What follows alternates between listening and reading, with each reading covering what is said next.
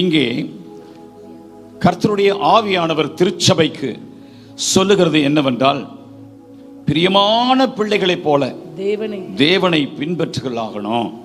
அதோட கிறிஸ்து நம்மிடத்தில் எப்படி அன்பு கூர்ந்தாரோ அந்த அன்பிலே நீங்கள் நடந்து கொள்ளணும்.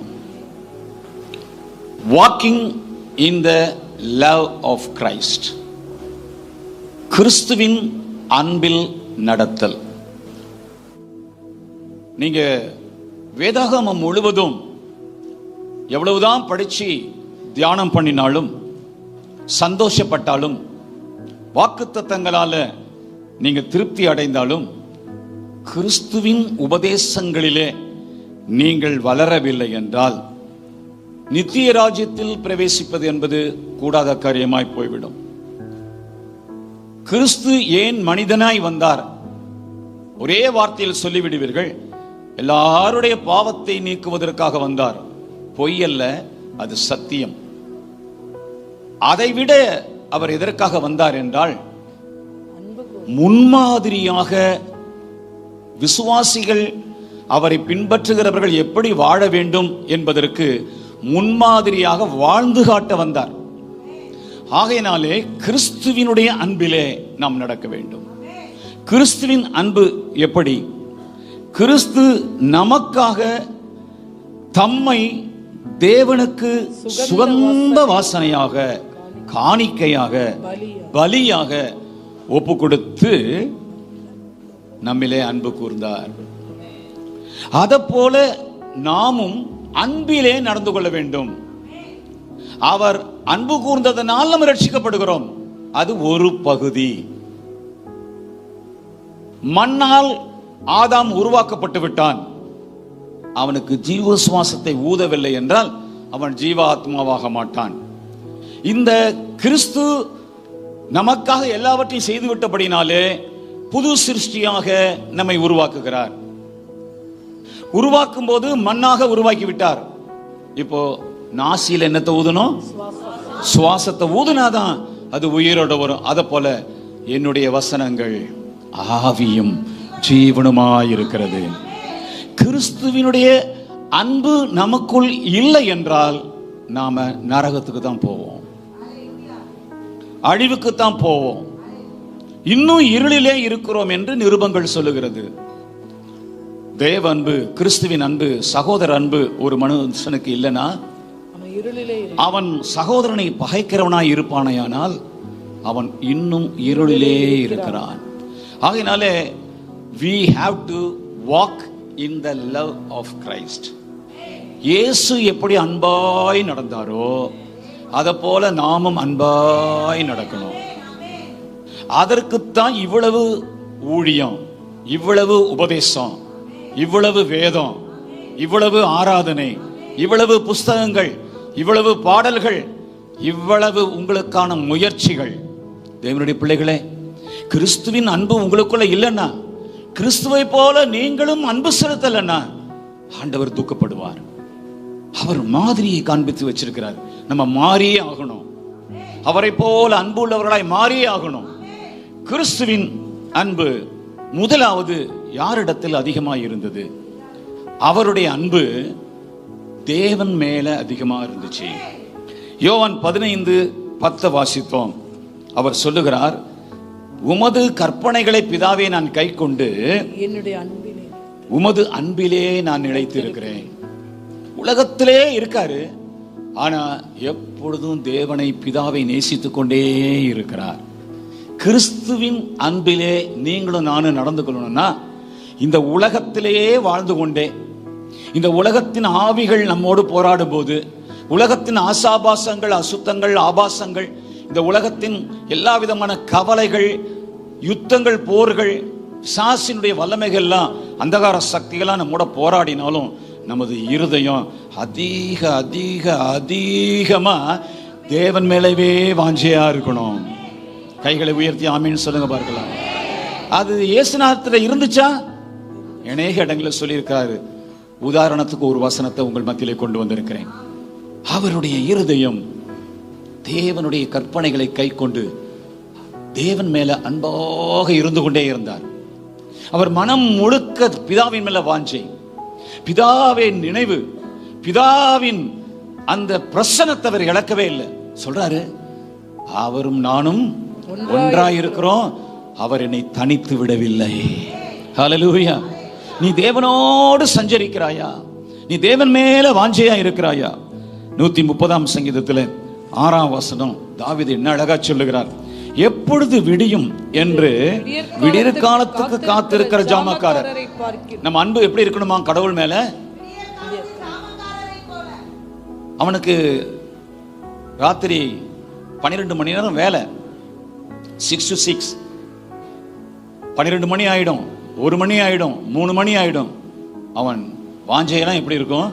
எப்படா சூரியன் உதிக்கும், நான் வீட்டுக்கு போய் கொஞ்சம் தூங்குவேன், வீட்டுக்கு போய் கொஞ்சம் இளைப்பாருவேன், என் மனைவி பிள்ளைகள் குழந்தைகள் முகத்தை பார்ப்பேன் என்று சொல்லி ஒரு நிமிஷம் அந்த ராத்திரி அவன் தூங்குவான. இப்பொழுது இருக்கிற வேலை கொடுக்கிற அரசாங்கம் போல அல்ல. அன்றைக்கு ஒரு மனிதன் கோட்டை சுவரை காக்கிறவன், ராஜாமத்துக்கு ராஜாவால நியமிக்கப்பட்டிருக்கிற ஒரு போர் சேவகன், சாமக்காரன் தூங்கிட்டான்னு தெரிஞ்சதுன்னா தலை எடுத்துருவாங்க. ஒரு கண் சிமிட்டினது தெரிந்து போச்சுன்னா அவனுடைய உயிர் போய்விடுங்க. அப்படிப்பட்ட மனுஷன் கண்ணு வீங்க வீங்க கண்ணில் எண்ணெயை ஊத்தி கொண்டு அவன் ஒரு நாள் அல்ல ஒவ்வொரு இரவும் அவன் விழிக்கிறான். அவனுடைய வாஞ்சையெல்லாம் எப்படி இருக்கும்? சம்பளம் கூட இருக்காதுங்க. அவன் வாஞ்சையெல்லாம் எப்பொழுது இந்த இரவு முடியும், எப்பொழுது இரவு போகும், எப்பொழுது அதிகாலை வரும் என்று அவன் இருதயம் துடித்துக் கொண்டே இருக்குமா. அதே போல உங்களுடைய இருதயம் கர்த்தர் மேல அன்பினால் பொங்கி அவரையே நீங்க தேடிக்கொண்டே இருக்கணும். அதுதான் கிறிஸ்து வாழ்ந்து காண்பித்த வாழ்க்கை. அடுத்தபடியாக அவர் சொல்லுகிறார் 1:2:42 என் ஆத்துமா உம்மை வாஞ்சித்து கதறுது. எப்படி கதறுதான் உதாரணம் சொல்றாரு. மானானது நீரோடைகளை வாஞ்சித்து கதறுவது போல என் ஆத்துமா தேவன் மேல் வாஞ்சித்து கதறுதா கதறுதா கதறுதா. யாருக்கு அப்படி வாஞ்சி இருக்கு ஆண்டவர் மேல? தேவன்னா அப்படியே உன் உள்ளம் கதறணும். மற்ற வாழ்க்கையெல்லாம் மாயையான வாழ்க்கை. தேவன் தந்திருக்கிற அனைத்தையும் அனுபவி. ஆனா இந்த உலகத்துல கர்த்தரை அறிந்து கொள்ளுகிறதும், அவர் அன்பை புரிந்து கொள்ளுகிறதும், அவரை நேசிக்கிறதும், அவர் மேல வாஞ்சியா இருக்கிறது போல இன்பமான வாழ்க்கை, நிம்மதியான வாழ்க்கை, இளைப்பாறுதலான வாழ்க்கை, ஒரு வெற்றிகரமான வாழ்க்கையை எங்கேயுமே பார்க்க முடியாது. கர்த்தருடைய பிள்ளைகளே, நீங்கள் இந்த பூலோகத்தில் இருந்து உங்க மனசு, உங்க இருதயம் அந்த மான் தண்ணீருக்காக நீரோடைக்காக கதறுது போல தேவன் மேலேயே என்று அடுத்த வசனத்தை சொல்றேன். ஆத்துமா தேவன் மேல், ஜீவனுள்ள தேவன் மேலேயே தாகமாய் இருக்கிறது. எப்பொழுது உமது சந்நிதியில் அவன் எப்பொழுது விடியும். இங்கே தாவீது எப்பொழுது ஆலயத்துக்கு போவேன், தேவனை சந்திப்பேன், அவர் வார்த்தையை கேட்பேன். இதுதாங்க உங்களிடத்துல ஆண்டவர் விரும்புகிறது. கிறிஸ்து அப்படித்தான் இருந்தாரு. கிறிஸ்து இந்த பூமியிலேயே எப்படி அன்பிலே நடந்து கொண்டாரோ அதை போல நாமும் நடக்க பிரயாசப்படணும், மாறி ஆகணும். அந்த அன்பு நம்ம இருந்து வெளிப்பட்டே ஆகணும். அப்படி இல்லைன்னா எவ்வளவு உயரமா நீங்க போனாலும், உயரத்திலிருந்து விழுகிறவன் எவ்வளவு விபத்துக்குள்ளாய் ஜீவன் போய்விடுமோ அதை போல ஆயிடும். உன்னுடைய பக்தி, உன்னுடைய வைராக்கியம், உன்னுடைய அந்நியபாசை, உன்னுடைய ஊழியம், உன்னுடைய ஆத்தும ஆதாயம், உன்னுடைய காணிக்கை, உன்னுடைய தசம பாகம் எல்லாம் உன்னை காப்பாற்றாது. அதெல்லாம் உன்னை ஆசீர்வதிக்கும். ஆனா இந்த வாஞ்சை தான், தேவன் மேல இருக்கிற வாஞ்சை தான், அவர் சன்னிதானத்தின் மேல இருக்கிற வாஞ்சை தான், கர்த்தர் கர்த்தர் கர்த்தர்னு உள்ளம் துடிக்கிற அந்த துடிப்பு தான் உன்னை இந்த பூலோகத்தில் இருக்கிற பாவங்களுக்கு விலக்கி பாதுகாக்கும். இயேசுவை போல உன்னை பரிசுத்தமாக்கும். கர்த்தருக்கு மகிமை உண்டாவதாக. யோவான் 21:15 தனது பிரதான சீசன் இடத்துல கடைசி அந்த உலகத்தை விட்டு போகும்போது ஆண்டவர் கேட்ட கேள்வி பாருங்கள். அவர்கள் போஜனம் பண்ணின பின்பு இயேசு சீமோன் பேதுருவை நோக்கி, யோனாவின் குமாரனாய் சீமோனே, இவர்களிலும் அதிகமாய் நீ என்னிடத்தில் அன்பாய் இருக்கிறாயா என்றார். கர்த்தருடைய பிள்ளைகளே, 3 முறை கேட்டார். 3ஆம் நாளிலே என்றும் அங்கே எழுதப்பட்டிருக்கிறது. 3 முறை கேட்டார். அவன் 3 முறை மறுதளித்தான். 3வது முறை ரொம்ப வியாகுலப்பட்டு, நான் உங்களை நேசிக்கிறேன்னு நீ அறிவீர். உங்களுக்கு தெரியுமே ஆண்டவரே. பேதுரு நேசிக்கிறவனா இல்லையா? நேசிக்கிறவன் தான். அவனுடைய நேசத்தை கெடுக்க பிசாசு பயங்கரமா போராடினான். முழுவதுமாக பேதுரு பின்வாங்கி போய் நரகத்துக்கு போயிருக்க வேண்டியவன் தான். ஆனா கர்த்தருடைய ஜெபத்தினாலே அவன் மீட்கப்பட்டான். இயேசுவின் அன்பு மறுபடியும் அவனை தொட்டுச்சு.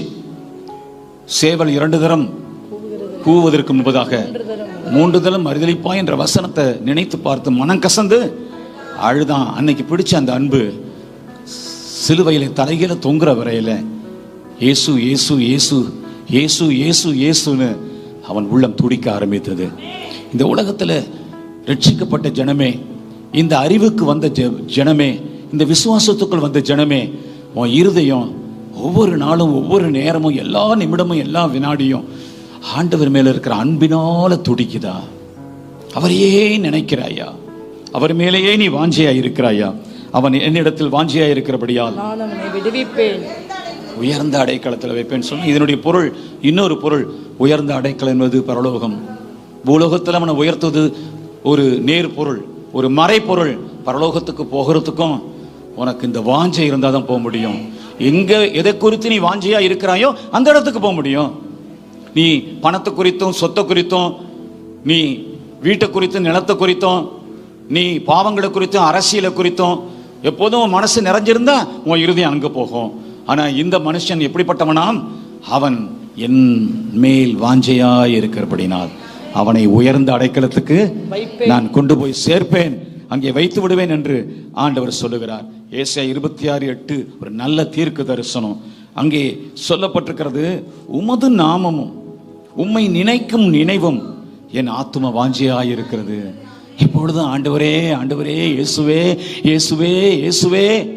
இங்கே இடிக்கலாம், அங்க இடிக்கலாம், துன்பம் வரலாம், துயரம் வரலாம், வியாதிகள் வரலாம், போராட்டங்கள் வரலாம், நீ கசக்கப்படலாம், நீ நெருக்கப்படலாம், உன்னுடைய இருதயத்தை வேதனைப்படுத்தலாம். ஆனா அத்தனையும் தாங்குகிற சக்தி எங்க இருக்கு தெரியுமா? மனசுக்குள்ள ஆண்டவர் மேல இருக்கிற வாஞ்சை இருந்துச்சுன்னா இவைகள் எதுவுமே உன்னை செய்யாது. உன் நம்பிக்கை யார் மேல இருக்குதுன்னா இந்த நெருக்கம் எல்லாம் உன்னை பின்வாங்கி போக பண்ணிவிடும். உன்னுடைய வாஞ்சை யார் மேலேயோ இருக்கு, உன் பிள்ளை மேல இருக்கு, உன் மகன் மேல இருக்கு, உன் மகன் மேல இருக்குன்னா அந்த மகன் உன்னை விட்டு போய்விட்டான் என்றால், உன்னை தூசித்து விட்டான் என்றால் நீ இந்த ரட்சிப்பை இழந்துருவேன். இயேசு இயேசு இயேசு, கர்த்தர் கர்த்தர், பரலோகம் பரலோகம், மோட்சம் மோட்சம், பிதா பிதா, தேவன் தேவன் என்று உன் இருதயம் துடிக்குமானால் இதையெல்லாம் நீ மேற்கொள்ளலாம். கரங்களை கொட்டி ஆண்டவருக்கு மகிமையை செலுத்துவோம். தேவன் மேல நாம வாஞ்சையா இருக்க வேண்டும். இயேசு அப்படி இருந்தார். கிறிஸ்துவின் அன்பில் நடத்தல் என்பது முதலாவது கிறிஸ்து பிதாவின் மேல் வாஞ்சையாய் இந்த உலகத்தில் இருந்ததுனால தான் அத்தனை அவர் சகிக்க முடிந்தது, தாண்ட முடிந்தது, தாங்க முடிந்தது. ஆகையினால் உங்களுடைய என்னுடைய உறவு, வாஞ்சை, ஆசை எல்லாம் அவர் நாமம், அவருடைய சமூகம், அவருடைய ஐக்கியம், அவருடைய அன்பு என்று இருக்க வேண்டும் என்று முன்மாதிரியாய் இயேசு வாழ்ந்து சென்றிருக்கிறார். அந்த கிறிஸ்துவின் அன்பிலே நாம் நடப்போமாக. இரண்டாவது, அபிஷேகம் பெற்றவர்கள் மேல் நீங்கள் அதிக வாஞ்சையாக அன்பாக இருக்க வேண்டும். ஒருவன் தன் சிநேகிதருக்காக தன் ஜீவனை கொடுக்கிற அன்பிலும் அதிகமான அன்பு ஒருவரிடத்திலும் இல்லை என்றார். நீங்கள் ஒருவரில் ஒருவர் அன்பாயிருக்க வேண்டும் என்றே இவைகளை உங்களுக்கு எழுதுகிறேன்னு சொன்னா நான் இப்படி சொல்லுவேன், தேவன் விரும்புகிறார். நீங்கள் ஒருவரில் ஒருவர் அன்பாயிருக்க வேண்டும். அன்பு இருக்கா பிரதர்? அன்பு இருக்கா சகோதரியே? அன்பு சகலத்தையும் தாங்கும், சகிக்கும். இயேசுவை அப்படியே சித்தரித்துக் கொள்ளுங்க. கிறிஸ்துவின் அன்பில் நடத்தல்னா என்ன? அவரை எவ்வளவு படாத பாடுபடுத்தியும் எல்லாரையும் நேசிக்கிறார். இவர்கள் அறியாமல் செய்கிறார்கள், இவர்கள் அறியாமல் செய்கிறார்கள். காரித்து போறாங்க, கன்னத்தில் அறையிறாங்க, தலையில கூட்டுறாங்க, தாடியை பிச்சு இழுக்கிறாங்க, வேசியின் மகனேங்கிறாங்க. அவங்களுக்காக இந்த அன்பு பாருங்க, அன்பு தான் வர கசக்க கசக்க அன்பு வெளியே வருது. இயேசுவை போல நாம் எப்ப மாற போறோம்? கிறிஸ்துவ பிள்ளைகளாய் ஒரு சபைக்கு உட்பட்டது போதுன்னு நினைக்கிறீங்களா? இல்ல, அது பூரணமான கிறிஸ்துவ வாழ்க்கை அல்ல. கிறிஸ்துவை போல மாறணும், கிறிஸ்துவின் அன்பில நடக்கணும், கிறிஸ்துவை போல பொறுமையா இருக்கணும், கிறிஸ்துவை போலவே சகோதர சிநேகம் உள்ளவர்களாக நாம் இருக்க வேண்டும். அபிஷேகம் பெற்றவர்கள் மேல அதிக அன்பு இருக்கணும். அதை பாருங்கள், யோனத்தான் நமக்கு செய்து காண்பிக்கிறார்.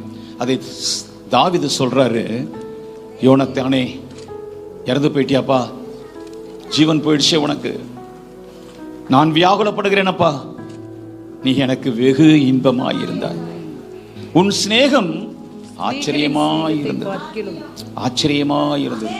ஒரு ஆண் சொல்றாரு, ஸ்திரீகளுடைய சிநேகத்தை பார்க்கலும் அதிகமாயிருந்தது. ஒரு மனுஷனுக்கு தாயின் அன்பு வாலிப பருவம் வரத்துக்கு முன்னாடி வரலாம், எந்த அன்பும் புரியாதவனுக்கு தாயின் அன்பு அவனுக்கு அதிகமா இருக்கும். அவன் ஒரு பெண்ணுடைய கையில கட்டி கொடுக்கப்பட்டதுக்கு அப்புறம் பெண்ணுடைய அன்பு அதை மேற்கொள்ளும். அந்த பெண்ணுடைய அன்பு அப்படி இருக்கணும், அது மேற்கொள்ளும். தாயின் அன்பு கொஞ்சம் கொஞ்சமா மறையும். அதை ஆதியாகமம் 24 சொல்லிட்டார் ஆண்டவர். தன் தாயின் துக்கம் நீங்கினவனாக ஈசாக்கு ஆறுதல் அடைந்தான். கர்த்தருக்கு ஸ்தோத்திரம். மனம் மாறுகிறது. அதை தாவீது இங்க அழகா சொல்றாரு, ஸ்திரீகளுடைய நேசத்தை சிநேகத்தை பார்க்கிலும் ஒரு ஆண் மேல அவ்வளவு பாசமா இருந்திருக்கான். அப்ப ஒரு தூய லவ், ஒரு பரிசுத்தமான அன்பு, வேற எந்த விதமான செக்ஸுவல் இன்ஸ்டிங்க்ட், ஒரு உணர்ச்சிகள், இமோஷன்ஸ் அங்க இல்ல, ஃபீலிங்ஸ் அங்க இல்ல. ஏன் யோனத்தான் அவ்வளவு நேசித்தார் தாவீதை என்றால், தாவீதின் மேல் இருக்கிற அபிஷேகத்தை பார்த்தார். தாவீதை கர்த்தர் அபிஷேகம் பண்ணி தாவீதை கர்த்தர் எடுத்து பயன்படுத்துகிறதையும், தாவீது செய்வதெல்லாம் வாய்ப்பதும், தாவீதோடு கூட கர்த்தர் இருக்கிறதையும் பார்த்த போது யோனத்தான் தாவீதின் மேல் காதல் கொண்டு விட்டான். தன்னுடைய எல்லாவற்றையும் அவனுக்கு கொடுக்க ஆரம்பித்து விடுகிறான். வில்லை கொடுக்கிறான், போர்வையை கொடுக்கிறான், என் பதவியே கொடுக்கிறான். அவன் தான் அடுத்த ராஜாவாகணும். ஆனா அவன் குறுக்க நிக்கல, உன்னை கர்த்தர் ராஜாவாக்குவார் அப்படிங்கிறான். ஆகையினால எல்லாவற்றையும் கொடுக்கிறான். தேவனுடைய பிள்ளைகளே, நீங்க சபையை நேசிக்கிறீங்களா? சபை மக்களை நேசிக்கிறீங்களா? இங்கே உங்களுக்கு நல்ல சிநேகிதர் உண்டா?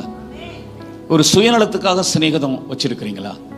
உங்களுக்கு லாபம் இருக்கு, உங்களுக்கு பணம் வருது, உங்களுக்கு அவங்க வீட்டில் வந்து வேலை செய்கிறாங்க, உங்களுடைய சமையலில் வந்து உங்களுக்கு உதவி செய்கிறாங்க, உங்களை ஸ்கூட்டரில் அழைச்சிட்டு போகிறாங்க, காரில் அழைச்சிட்டு போகிறாங்க, உங்களுக்கு பஸ் பயண டிக்கெட் அவங்க எடுக்கிறாங்க அப்படின்னு ஏதோ ஒரு லாபத்திற்காக யோனத்தான் நேசிக்கவில்லை. யோனத்தான் தியாகியாக தன்னுடைய ராஜாங்கத்தையே தாவீதுக்கு கொடுக்கிற காரணம் சகோதர சிநேகம், கிறிஸ்தவ சிநேகம், சபை சிநேகம், ஆண்டவருடைய பிள்ளைகள் மேல ஒரு சிநேகம். உலகத்தில் இருக்கிற பொல்லாத மனிதர்கள் கூட கொள்ளைக்காரர்களை நேசிக்கிறாங்க, குடிகாரர்களை நேசிக்கிறாங்க, விக்கிரக ஆராதிகளை நேசிக்கிறாங்க, அரசியல்வாதிகளை நேசிக்கிறாங்க, விபசாரக்காரனை நேசிக்கிறான். ஆனா இங்க இருக்கிற தேவனுடைய பிள்ளைகளோ ஒருவர் முகத்தை கூட ஒருத்தர் பார்க்க மாட்டாங்க, ஒருத்தரோட ஒருத்தர் அன்பா கூட பேச மாட்டாங்க, ஒருத்தர் விசாரிக்க மாட்டாங்க. ஞாயிற்றுக்கிழமை வந்துட்டு அப்பயும் பார்க்கறது இல்லை. இந்த ஒரு வார காலத்திலேயே ஒரு ஃபோன் பண்ணி, பிரதர் எப்படி இருக்கிறீங்க, சிஸ்டர் எப்படி இருக்கிறீங்க, உங்களுக்காக நான் ஜெபிக்கிறேன், உங்களுடைய வியாதியை குறித்து நான் கேள்விப்பட்டேன், உங்களுக்கு கொஞ்சம் பிரச்சனை இருக்குன்னு கேள்விப்பட்டேன், நீங்க சபையில சொல்லி ஜெபிச்சிங்க, இப்ப எப்படி இருக்கிறீங்க, உங்களுக்காக நான் ஜெபிக்கிறேன். கிறிஸ்து அப்படி இருந்தாரு. கிறிஸ்துவின் அன்பிலே நம்ம நடந்து கொள்ளணும். கர்த்தருக்கு ஸ்தோத்திரம் உண்டாவதாக. ஆமென். ஹல்லேலூயா, ஹல்லேலூயா. கிறிஸ்து சகோதர சிநேகத்து நிமித்தமாகத்தான் கடைசியில் சொல்றாரு, முடிவு பரியந்தம் அவர்களை அவர் நேசித்தாராம். எப்படி நேசித்தாராம்? முடிவு பரியந்தம் சீஷர்களை, சகோதரர்களை அவர் நேசிச்சாரு. உலகத்தை விட்டு எடுக்கப்பட்டு போகிற வரையில அவர் உள்ள அவங்க மேல பாசமா இருந்துச்சு. இந்த பாருங்க, நல்லா புரிஞ்சுடுங்க, பிரமாணம் அல்ல, நியாய பிரமாணத்தெல்லாம் கர்த்தர் ஒழிச்சிட்டாரு. அன்பின் பிரமாணத்துக்குள்ள கொண்டு வந்துட்டார், கிருபையின் பிரமாணத்துல கொண்டு வந்துட்டார். நீங்க இன்னமும் நியாய பிரமாணத்தையும் இப்படி செய்யாத, அப்படி செய்ய, அப்படி பண்ணு, இப்படி பண்ணு, இதுதான் ஒழுங்கு, அதுதான் ஒழுங்கு, காரியத்தை மாத்தாத, இதுதான் சபை ஒழுங்கு அப்படின்னு சொல்லிட்டு தான் எல்லா சபைகளும் வீணா போச்சு.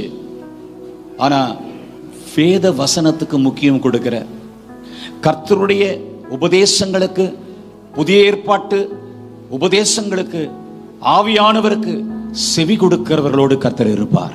ஹல்லேலூயா.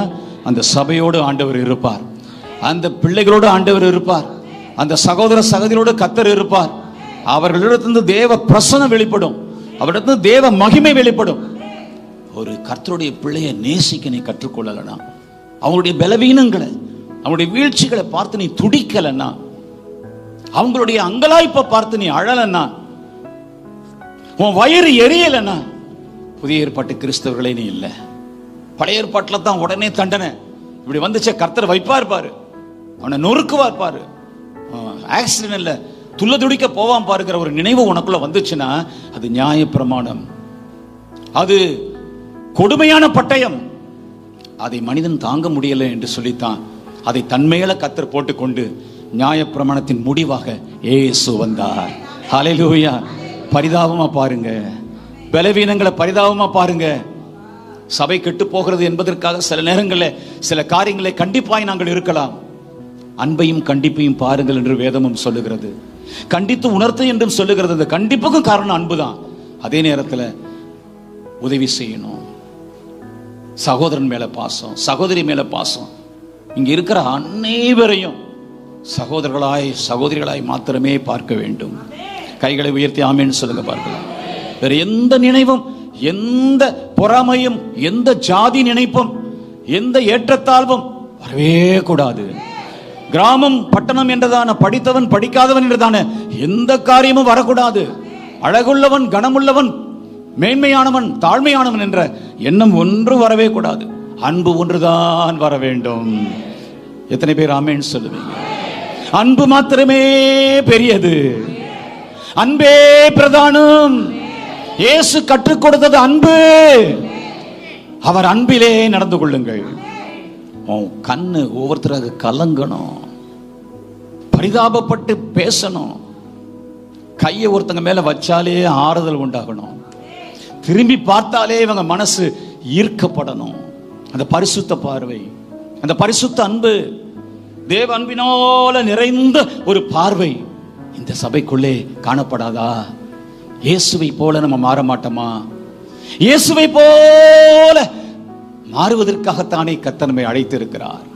அவர் முன்மாதிரி வைத்து போயிருக்கிறார். கர்த்தருடைய பிள்ளைகளே, இன்னைக்கு ஒரு திருந்திரணும், இன்னைக்கு நீங்க மாறிடணும். ஒருபோதும் உங்களுடைய நேரம், காலம், பணம் பிறருக்கு செலவு பண்ணப்படலாமே ஒழிய இன்னொரு இடத்திலிருந்து ஏதோ ஒன்றை எதிர்பார்த்து உங்கள்கிட்ட பழகவே கூடாது. இந்த திருச்சபையில அப்படிப்பட்டவர்கள் இல்லை என்று நான் விசுவாசிக்கிறேன். ஹல்லேலூயா. எங்க உங்களுக்கு பேசவே நேரம் இல்லை, அப்புறம் ஏன் மற்றவங்கள்ட்ட அதையும் இதையும் தேட போறீங்க? போராட்டம் உங்க போராட்டம்னு போராடிட்டு இருக்கிறீங்க, ஓரளவுக்கு நான் அறிந்திருக்கிறேன். ஆனாலும் கூட யாராயிலும் ஒருவர், ஒரு சகோதரன் ஒரு சகோதரியோ தேவையா இல்லாத ஒரு நல்ல ஆவிக்குரிய சிநேகம் இல்லாமல், அன்பு பரிசுத்தமான சிநேகம் இல்லாமல், கிறிஸ்துவின் அன்பை வெளிப்படுத்துகிற காரியம் இல்லாமல் ஒரு சுயநலத்துக்கு உங்களுக்குள்ளே ஒரு நெருக்கம் இருக்குமே ஆனால் இன்றைக்கு மனம் திரும்பி விடுங்கள். யோனத்தான் பேர்பட்ட அன்பை தாவீது மேல வைத்திருந்தான். தாவீது அவன் செத்தவுடனே மாரடித்து புலம்பி அழுகின்றான் பாருங்கள். யோனத்தானே, யோனத்தானே, நீ எனக்கு வெகு இன்பமாக இருந்தாய் அப்பா, உன் சிநேகம் ஆச்சரியமாய் இருந்தது, ஸ்திரீகளின் சிநேகத்தை பார்க்கலும் அதிகமாக இருந்தது. நீதிமொழிகள் 18:24 வாசித்தோம். சிநேகிதர் உள்ளவன் சிநேகம் பாராட்ட வேண்டும். சிநேகிதர் என்று சொல்றோம், ஆனா சிநேகம் பாராட்டுறதில்ல.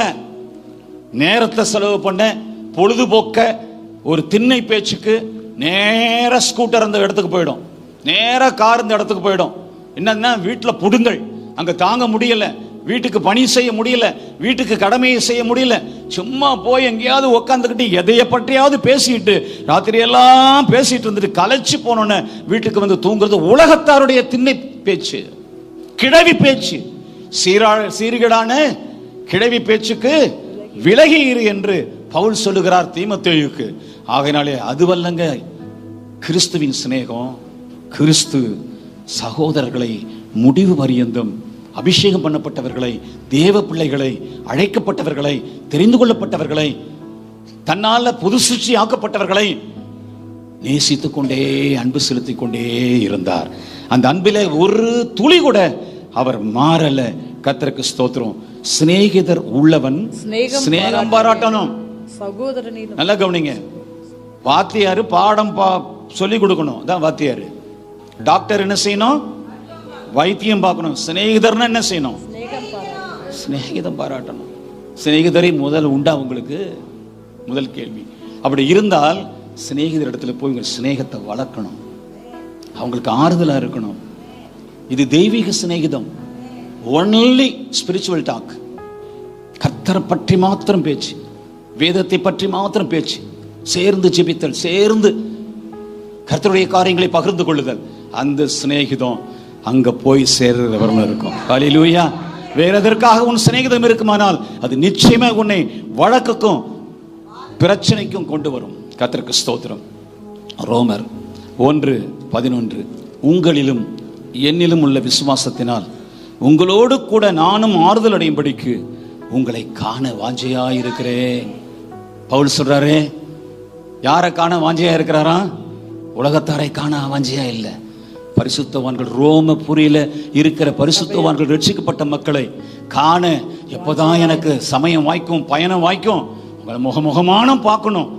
அன்பு நிறைந்த ஒரு பேதுரு பவுல். அன்பு நிறைந்த அந்த பவுல் எப்படி மாறினார்? இயேசுவை பார்த்து மாறினார். இயேசு கிறிஸ்துவனுடைய அந்த அன்பு, சீஷரிடத்திலே காண்பித்த அன்பு பவுலுக்குள்ளே வந்துச்சு. தன்னால ரட்சிக்கப்பட்ட பிள்ளைகளை போல நேசித்தார்.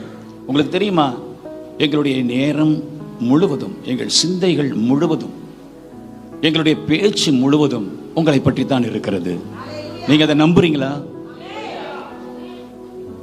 அதிகமான நேரம் ஊழியத்தை பற்றியும், சபையை பற்றியும், மக்களை பற்றியும், உடைய நிலைமைகளை குறித்தும், உடைய தேவைகளை குறித்தும் தான் நாங்கள் சிந்திக்கிறோம், ஜெபிக்கிறோம். எங்களுடைய கான்வர்சேஷன்ல வருது. நீங்களும் அப்படிதான் இருக்கணும்.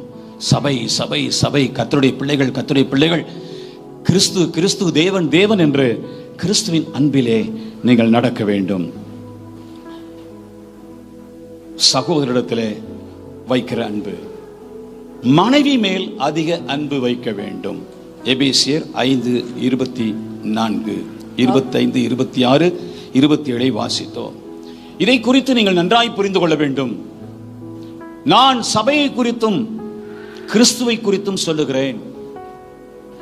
புருஷன் தன் மனைவியை நேசிக்கணும், தன் மனைவியில அன்பு கூறணும்.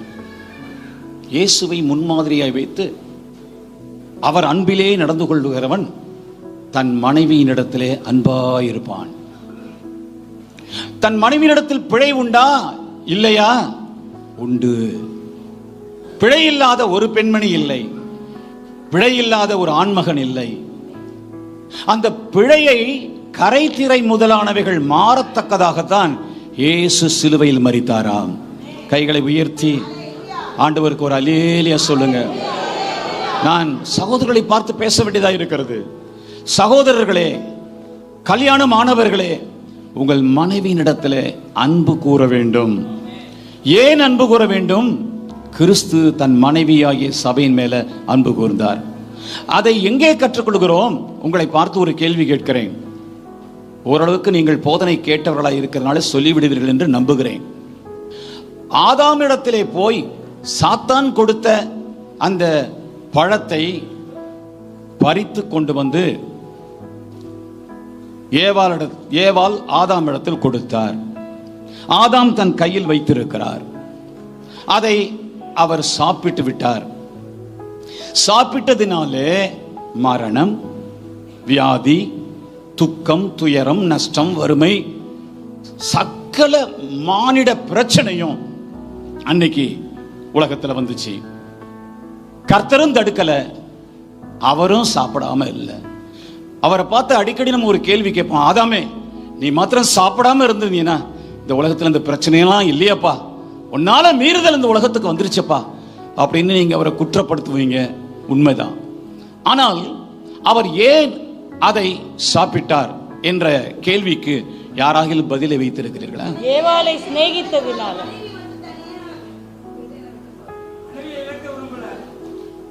மனைவியை இழந்தால் என்ன இருக்கும்? அவருக்கு நிறைய விழா எலும்பு இருக்கு. ஒரு விழா எலும்பை எடுத்து ஏவாளை உண்டாக்கிட்டாரு. இப்ப அந்த ஏவாளை நேசிக்க ஆரம்பிச்சிட்டார். தனிமையா இருந்தாரு. தனிமையா இருப்பது நல்லதல்ல. இப்ப யார் வந்துட்டா? நீ என் எலும்பில் எலும்பும் என் மாம்சத்தில் மாம்சம்னு நேசிக்க ஆரம்பிச்சிட்டாரு. கம்பெனியன் ஆயிட்டாரு, துணை ஆயிட்டாரு. இவ்வளவு நாள் சேர்ந்து வாழ்ந்தாச்சு. குறை உண்டா உண்டு, பிழை உண்டா உண்டு. ஆனாலும் கூட இப்போ அந்த பழத்தை நீ நாசமா போ, நீ சாப்பிட்டு மரித்து போ, நான் படைச்சுக்கிறேன்ப்பா கடவுள் சொல்லியிருக்காரு என்று அவர் அவளை விட்டிருந்தாள். அவள் புசித்து அவள் மரித்திருப்பாள். ஆண்டவர் வேறொரு மனைவியை கொடுத்திருப்பார். கர்த்தர் தந்த மனைவியை அவர் இழக்க விரும்பவில்லை. அவளுக்காகத்தான் அவர் பாவமானார். புரிந்து கொண்டவங்க கைகளை உயர்த்தி ஒரு அல்லிலே சொல்லுங்க. இயேசுவிடத்தில் பாவம் ஒன்றுமே இல்லை. நமக்காக அவர் பாவமானார். ஏவாளுக்காக ஆதாம் பாவியானார். நமக்காக இயேசு பாவியானார். உன் மனைவிக்காக நீ பாவியாக வேண்டும். பாவங்களை, கரைதிரைகளை, குற்றங்களை, பிழைகளை ஓவர்லுக் பண்ணி நேசத்தை மாத்திரமே காண்பிக்க வேண்டும். திருமணமாகி முதல் வருஷத்துல என் மனைவியை அடிக்காதுதான் மிச்சம். ஒரு வருஷத்துக்குள்ள அடி கூட போட்டிருப்பேன். அவ்வளவு கோபம் எனக்கு வந்தது. நான் ஊழியத்தை இழந்திருப்பேன், இயேசுவே இழந்திருப்பேன். ஏன்னா இருவேறு கேரக்டர், இருவேறு கலாச்சாரம், பலவிதமான கோபங்கள் வருகிறது. ஆனாலும் கூட இந்த வார்த்தைகள், கர்த்தருடைய வசனங்கள், தேவ சமூகத்து பழக்கம், ஜெபம் அப்படியே மாற்றி ஒரே வருஷத்துல சொல்லப்போன 11 மாசத்துல நான் மாறிவிட்டேன். கைகளை உயர்த்தி ஒரு அல்லேலூயா சொல்லுங்க பார்க்கலாம். என் மனைவியை நான் நேசிக்க ஆரம்பித்து விட்டேன். எப்பொழுது அவங்களுடைய வயிற்றை பார்த்தேன். ஷைனியை பிறப்பதற்காக சிசேரியன் ஆகி குழந்தை எனக்கு கிடைச்சிருச்சு.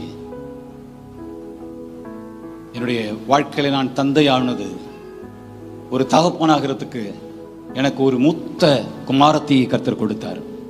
அவளை பார்த்த அந்த கண்களை பார்த்த அந்த அந்த பாசம் இன்னைய வரலும் இருக்குது. முதல்ல அந்த குழந்தை என் கண்ணை பார்த்துச்சுல, என் கண்ணும் அவள் கண்ணும் சந்திச்சது பார்த்தீங்களா, அந்த பாசம் இன்னமும் இருக்குது. அன்றைக்கு தான் நினைச்சேன், எனக்கு ஒரு சந்ததி உண்டாக்க, என்னை தகப்பனாக்க. இவ்வளவு பெரிய பாடா இந்த ப்ராசஸ் எல்லாம் கடவுள் வச்சிருக்காரா? உலகமே புரியாம வாழ்ந்திருக்கோம். கடைசியில சிசேரியன்னா என்னன்னு தெரியாது. சரி, ஏதோ ஆபரேஷன் பண்ணியிருக்காங்க. வீட்டுக்கு வந்தபோது எங்கே அதை காண்பி என்றேன். அவர் தன் வயிற்றை திறந்து காண்பித்தார்கள். அந்த வயிறு இங்கே இருந்து இங்கே வரும் கிழிச்சு தைக்கப்பட்டிருந்துச்சு. கண் வெளியில் வழிந்து அழத் துவக்கினேன். அன்று நான் தீர்மானித்தேன், என் மனைவியை நான் நேசிப்பேன், என் மனைவியிடத்திலே அன்பு கூறுவேன். அது கிறிஸ்துவின் அன்பு, ஆதாமின் அன்பு, இரண்டாம் ஆதாமின் அன்பு. கிறிஸ்துவின் அன்பிலே நடந்து கொள்ளுங்கள். மனைவியை நேசியுங்கள். சகோதரர்களே, மனைவியை நேசிக்க நேசிக்க உங்க சுவாபம் மாறும், உங்க சந்ததி ஆசீர்வதிக்கப்படும், உங்களுடைய சகல அந்த மாம்சிக கட்டுகளும் உடையும். முன் ஜென்மங்கள் வழியாய் வந்த அந்த பாவ வல்லமையெல்லாம் அழிக்கப்பட்டு போகும். உங்களுக்குள்ளே அந்த அன்பு வந்துருச்சுன்னா, மனைவியினிடத்துல அன்பு செலுத்த செலுத்த நீங்க தேவனிடத்துல அன்பு செலுத்துறவர்கள் என்பது விளங்கும். உனக்கு தேவனிடத்துல அன்பு இல்லைன்னா உன் மனைவியினிடத்துல அன்பு வராது. தேவன் வைத்து தான், அவரை முன்னிட்டு தான் நான் மாறினேன். என்னை குறித்து என்னுடைய மனைவி கையில என்னுடைய தாய் பிடித்து சொன்னது தெரியுமா உங்களுக்கு? அம்மா இங்க வா, என் பிள்ளைய காட்டி கொடுக்குறம்மா, ஆனாலும் உன் நன்மைக்காக சொல்றேன், அவன் ரொம்ப கோபக்காரன்பா, கொஞ்சம் பார்த்து நடந்துக்க, என் பிள்ளைய காட்டி கொடுக்குறேன் அப்படின்னாங்களாம். எங்க அம்மா என் மனைவி கையை பிடிச்சிட்டு என்னை அப்படி பார்த்தாங்களான்னு கேளுங்க. எங்கிருந்து இந்த மாற்றம் எனக்கு வந்துச்சு? வசனம்தான். கிறிஸ்துவின் அன்பிலே நடந்து கொள்வதுதான் புதிய ஏற்பாட்டு வாழ்க்கை, பரலோக ராஜ்யத்தின் பயணம். இயேசுவை போல நம்ம மாறி ஆகணும். கர்த்தருடைய பிள்ளைகளை, இயேசுவை போல மாறணும்னு காலில் செருப்பு இல்லாம வேட்டியை கட்டிக்கிட்டு தாடியும் மீசையும் நல்ல நீண்ட முடியும் வளர்த்துக்கிட்டு காவியை போட்டுக்கிட்டு போறதெல்லாம் இயேசுவை போல இல்லை. அவர் வல்லமை வெளிப்படுதா? அவர் அன்பு வெளிப்படுதா? இதை உலகம் புரிந்து கொள்ள வேண்டும். கிறிஸ்துவின் அன்பு, அந்த அன்பிலே நாம் நடந்து கொள்ள நமக்கு ஒரு வாய்ப்பு, குடும்பம். அதை குறித்து வேகமாய் நான் சில காரியங்களை சொல்லி அடுத்த கட்டத்துக்கு நான் போகிறேன். குடும்பம். குடும்பத்தில் உன் மனைவியை நீ நேசிக்கணும், மனைவி மேல அன்பு வைக்கணும். வேகமாய் 27ஆம் வசனத்தை நான் வாசிச்சுட்டு அடுத்தடுத்துக்கு போறேன். கரை திரை முதலானவைகள் ஒன்றும் இல்லாமல் பரிசுத்தமும் பிழையற்றதுமான மகிமையுள்ள சபையாக அதை தமக்கு முன் நிறுத்திக் கொள்வதற்கும் தம்மை தாமே அதற்காக ஒப்புக் கொடுத்தார். இதிலிருந்து உங்களுக்கு ஒன்று புரியணும். புருஷனிடத்திலே இருக்கிறதான பிழையை காட்டிலும் மனைவியிடத்திலே அநேக பிழைகள் இருக்கும். புருஷனிடத்திலே ஆபாசங்களும் அசுத்தங்களும் பாவங்களும் காம விகாரங்களும் இருக்கும். அவன் ஆண், அவன் அப்படி பழகி வந்தவன், ஆகையினால் அது அவன்கிட்ட இருக்கும். ஆனா பிழைகள், குறைகள், நை நைங்கிறது, புரிஞ்சு கொள்ளாம நடக்கிறது, மதம் இருக்கிறது, ஒரு முறை சொல்லியும் மறுபடியும் அதே செய்யறது, ஞானம் இல்லாம நடக்கிறது, சத்தமிட்டு பேசுறது, மற்றவங்க என்ன நினைப்பாங்கன்னு யோசிக்காம சில காரியங்களை கட்டவிழ்த்து விட்டுறது, ரகசியங்களை வெளியே விட்டுறது, இதெல்லாம் இருக்கும் பெண்ணிடத்துல. ஆனா கர்த்தர் பாருங்கள், கரை திரை முதலானவைகள் ஒன்றும் இல்லாமல் பரிசுத்தமும் பிழையற்றதுமான மகிமையுள்ள சபையாக அதை தமக்கு முன் நிறுத்திக் கொள்வதற்குத்தான் அதை சுத்தம் பண்ணிக்கிட்டே இருக்கிறாராம், அதை மன்னித்துக்கிட்டே இருக்கிறாராம், விட்டு கொடுத்துக்கிட்டே இருக்கிறாராம், சொல்லி கொடுத்துக்கிட்டே இருக்கிறாராம், கற்றுக் கொடுத்துக்கிட்டே இருக்கிறாராம். இது மிக மிக ஒரு உன்னதமான வாழ்வு, ஒரே ஒரு வாழ்க்கை. அந்த வாழ்க்கையை வீணடிச்சிடாதீங்க. உங்களுக்கு ஒரு குடும்பத்தை ஆண்டவர் கொடுத்திருக்கிறதுக்கே நீ பரலோகம் போய் சேர்றதுக்கு தான். ஹல்லேலூயா. அங்கேயே நீ பண்படுவதற்காக உனக்கு ஒரு மனைவியை கொடுத்திருக்கிறார். யாக்கோபு பாருங்க, லேயாளுக்காக, ராகேலுக்காக 7 வருஷம் அவளை நேசித்ததுனால, அவ மேல அன்பு வைத்ததுனால 7 வருஷம் உழைச்சிருக்கிறான். 7 7 14 வருஷம் உழைச்சிருக்கிறான். இந்த வசனம் ஒன்று சொல்லுது, அந்த 7 வருஷமும் அவனுக்கு அப்படி போயிடுச்சான். எதனால போச்சான்? ராகேல் மேல வைத்திருந்த அன்பினால அந்த வருஷங்கள் எல்லாம் அவனுக்கு சாதாரணமாய் தெரிந்தது என்று வேதம் சொல்ல. அன்பு இருந்துச்சுன்னா எல்லாத்தையும் சகிக்கும். ஆமென். அன்பு இருந்துச்சுன்னா ஓவர்லுக் பண்ணும். அன்பு இருந்துச்சுன்னா என் மனைவி, எனக்கு கடவுள் கொடுத்த மனைவி, எனக்கு பிள்ளைகளை பெற்றெடுத்து எனக்கு சந்ததி உண்டாக்கி இருக்கிறவள், எனக்கு வயிறார சாப்பாடு போடுகிறவள், என்னை என் தாய்க்கு பின் தாரமாய் இருந்து என்னை கவனிக்கிறவள். இன்னும் சொல்ல போனா ஒன்னு சொல்றேன், இது ரொம்ப முக்கியமான வார்த்தை. நான் பார்த்தது என் வாழ்க்கையில இந்த வர்த்தனை வருஷங்களை நான் பார்த்த ஒரு உண்மை என்ன தெரியுமா? மனைவியானவள் செய்யக்கூடிய பணிவிடை ஒரு தாய் கூட செய்ய முடியாது. முதலாவது தாய் தான் அதை செஞ்சாங்க நமக்கு. அதன் பிறகு உன்னுடைய பருவங்கள் கடந்து போக போக நீ நோய்வாய்ப்படப்பட, இன்னும் சொல்ல போனா அந்த மனைவியை வெறுத்து அவளை துக்கப்படுத்தி தேவ சாயல அபிஷேகம் பண்ணப்பட்டவளை நீ துக்கப்படுத்தி, அடித்து, கேவலப்படுத்தி, அவமானப்படுத்தி, வீட்டை விட்டு விரட்டி, சொந்தக்காரங்கள் மத்தியில் அவமானப்படுத்தி, இவளுடைய பிழையெல்லாம் குற்றங்கள்லாம் வெளியே கொண்டு வந்து எப்ப பார்த்தாலும் கடிந்து கொண்டு கசந்து கொண்டு நீ இருந்து கொண்டே இருப்பாயானால் உன்னுடைய கடைசி காலத்தில் வியாதிப்படுவாய். அந்த மரண படுக்கையில உனக்கு யாரும் உதவி செய்ய மாட்டாங்க, அந்த மனைவி தான் செய்வா. அப்போ நீ மன்னிப்பு கேட்டுக்கொண்டே அந்த பணிவிடையை வாங்கிக் கொள்வாய். இதே சபையில அப்படிப்பட்டவர்கள் இருக்கிறாங்க, என்கிட்ட சொல்லி இருக்கிறாங்க, மன்னிப்பு கேட்டு இருக்கிறாங்க. என் மனைவி இவ்வளவு நான் அவளை படிச்சு வச்சேன், அதுதான் எனக்கு தெய்வமாக இருக்கிறது என்று சொன்னவர்களே இங்க அமர்ந்திருக்கிறார்கள். கர்த்தருடைய பிள்ளைகளே, நீங்க புரிந்து கொள்ளணும், மனைவியை நீங்கள் நேசித்தால் கிறிஸ்துவின் அன்பிலே நடக்கிறீர்கள். எத்தனை பேர் ஆமென் சொல்ல முடியும்? ஹல்லேலூயா. இளவயதின் மனைவியோடு மகிழ்ந்துரு, ஜாலியா இருங்க. மனைவியோட எப்போதும் சண்டை, கசப்பு, வாக்குவாதம், ஆர்குமெண்ட் அப்படி இல்லாம என்ன செய்யணும்? மகிழ்ந்துரு. நல்ல சம்பாஷணை, நல்லா பேசுங்க, நல்லா அரட்டடிங்க. ஈசாக்க பாருங்க, ஏறத்தாழ தாத்தா வயசு, அவன் என்ன செய்யறான்? தன் மனைவியோடு விளையாண்டு கொண்டிருக்கிறான் என்று பார்க்கிறோம். கர்த்தருக்கு ஸ்தோத்திரம் உண்டாவதாக. மனோவா பாருங்க, மனைவியின் தரிசனத்துக்கு அவன் ஒத்து போகிறாங்க. ஈகோ வரல. நியாயாதிபதிகள் 13:9 தேவன் மனோவாவின் சத்தத்துக்கு செவி கொடுத்தார். அந்த ஸ்திரீ வயல்வெளியில் இருக்கும்போது தேவனுடைய தூதனானவர் திரும்பவும் அவரிடத்தில் வந்தார். அப்பொழுது அவள் புருஷனாகிய மனோவா அவளோடு இருக்கவில்லை, ஓடி போகிறாள். ஐயா ஐயா, அங்க வாங்கலேன், என்னோட பேசின தேவதூதன் வந்திருக்கிறாரு. திரும்ப ஓடி வருகிறான். என் மனைவியோடு பேசினது நீங்க தானா? சிம்சோனின் பெற்றோர் மனோவாவின் மனைவியும் இப்போ பிள்ளையை கொடுத்தா அந்த ஆண் பிள்ளையை எப்படி நாங்க வளர்க்கணும், எப்படி நாங்க அதை வளர்க்கணும் என்று பயிற்றுவிக்கணும் என்று சொல்லி மனோவா கேட்கிறான். The vision was given unto the wife, not directly to the husband, even though this fellow was ready to submit himself 100% to the vision given by God to his spouse. தனது மனைவிக்கு கொடுக்கப்பட்ட தரிசனத்திற்காக இந்த மனிதன் 100% தன்னை அர்ப்பணித்து விட்டான். அவன்கிட்ட ஈகோவே இல்லை. நான் ஆம்பளை, என்கிட்ட பேசக்கூடாதா?